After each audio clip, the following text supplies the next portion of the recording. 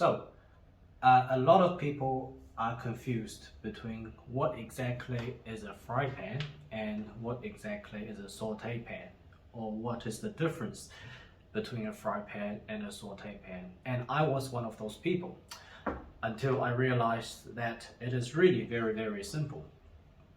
This is a fry pan and this is a saute pan.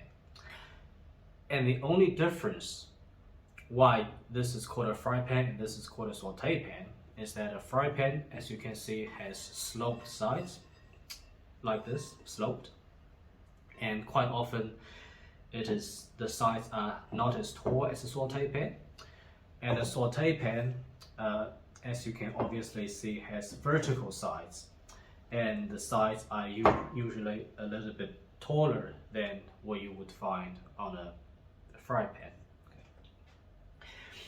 Now, because a saute pan has vertical sides like this and a little bit taller, it means that you can do so much more with the saute pan, especially when it comes with a lid, and 90% of the time it will come with a lid like this. You can do so much more with a saute pan than a fry pan, okay? And that's because the vertical sides, it just gives you much more room in the pan to work with. Okay, so let's do a quick measurement.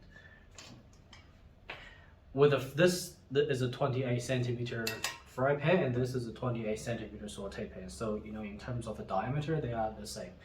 But because of the sloped sides, the flat cooking surface on the bottom, the flat usable cooking surface is about 24 centimeters or maybe 23 and a half. Okay, and this is one of the most expensive stainless steel fry pans that you can get. It's a Demara Proline 7. This is a 28 centimeter saute pan. It's from a Dutch brand, BK. I picked this up secondhand actually. But anyway, that's another story. This is a 28 centimeter saute pan, and with the vertical sides, you actually get a full 28 centimeters of cooking surface, usable cooking surface, flat surface on the bottom. And it also gives you a much bigger volume. I don't know exactly what the volume here is. I imagine it's about 4 liters, or maybe even a little bit bigger, 4.5.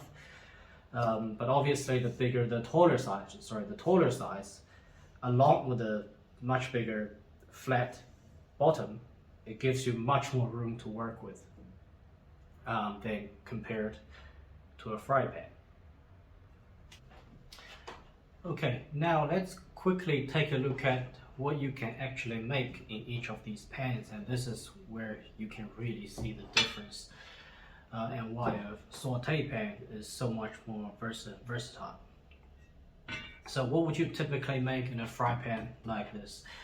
Well, most people would saute vegetables. They can saute meat. They can cook a fillet of steak, salmon, chicken. You could even start on the stovetop and finish it in the oven. But it's mostly related to solid food items. Okay. But as soon as you introduce liquid, this is where this type of pan is rather limited because of the shallow volume and the sloped sides, and that's where this type of pan, the saute pan, is much more useful. So in a saute pan like this, everything that I mentioned you can do here, you can easily do here. Okay, there's nothing that you can do here that you can't do here. The sloped side of this pan allows you to flip the food, not so much flip, I don't know the right term, but you know what I mean. You know, you jump the food into the air and the sloped sides allows the food to fall back into the pan. But not everyone likes to do that. I mean, I don't like to do that myself. I don't see what's wrong with just, you know, frying and sauteing the food in the pan. Okay. And this type of pan, like I said, everything you can do here, you can do here. And on top of that, you can do much more. You can braise meat in this pan, and this is very useful, just like a Dutch oven is for braising meat. You sear the surface of the meat in the pan, you introduce liquid, whether it's stock or wine, and you could slowly simmer it or finish it off in the oven. And the large volume, the high vertical size allows you to do that.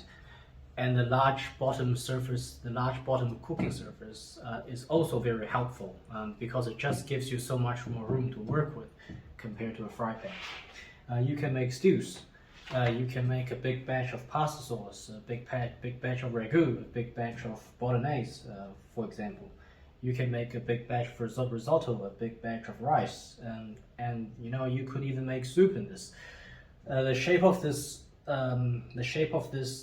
pan is maybe not the best for making soup, but there's no reason why you cannot, you know, given its 4-liter volume. So there is very, very little that I can think of that you cannot do in a pan like this, and that's why from a personal preference, I would, if I only had a choice of one pan between a fry pan and a saute pan, I would always choose the saute pan, because the fry pan can maybe cook 3 out of 10 things in your cooking repertoire, but a saute pan like this is easily capable of cooking 8 or 9 out of 10 things in your repertoire. Okay, so I'm gonna end the video here. You know, I hope you found that helpful. And maybe just one last little bit of advice. If you're gonna get a saute pan, get the heaviest pan, or get the pan with the heaviest bottom that your budget allows. Because a heavy bottom means more solid construction, it means better heat retention, it means better searing, better browning on the meat, and it means better temperature control in your entire cooking process.